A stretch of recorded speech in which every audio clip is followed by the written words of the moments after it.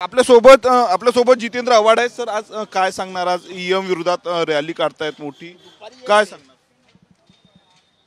आज ईएम विरोधात मोठी रॅली काढतायत, उद्यापासून अधिवेशन सुरू होते, कसं बघूया. आता ईव्हीएम विरुद्ध रॅली तर आहेच.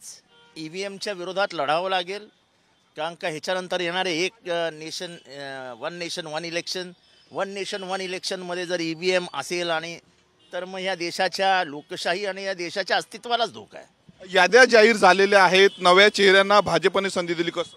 नाही, मला माहित नाही कोणाला संधी दिली, हे त्यांचं काम आहे, माझं काम नाही आहे. उद्यापासून अधिवेशन सुरू होते, कुठले मुद्दे असणार आहेत? खूप मुद्दे मिळतील. पहिला मुद्दा, बीडमध्ये झालेला मर्डर हा काही महाराष्ट्राला शोभा देणारा नाही आहे. अशा प्रकारे उचलून घेऊन जाणे आणि मर्डर करणे आणि त्या आरोपांना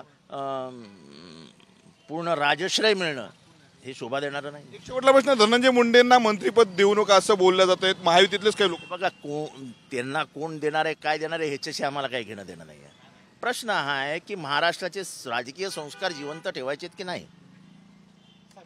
म्हणजे विरोधकांना अशा प्रकाराने किंवा आपल्याला राजकीय विरोध करणाऱ्यांना अशा प्रकाराने संपून टाकणे हे महाराष्ट्राला शोभा देणार नाही. आणि ज्या मर्डर आहे, तो चाकुरी मारला काय, डोळे काढले काय, ह्याला फार मी महत्त्व देत नाही.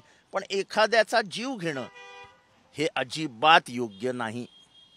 तर हे होते जितेंद्र आव्हाड. कॅमेरामॅन अनिकेत दातोंडेसह मी स्वप्नील उमाप, TV9 मराठी, नागपूर.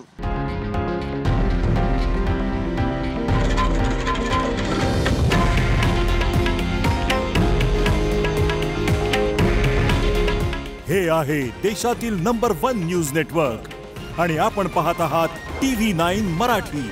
काळजी तुमची, हित महाराष्ट्राचं.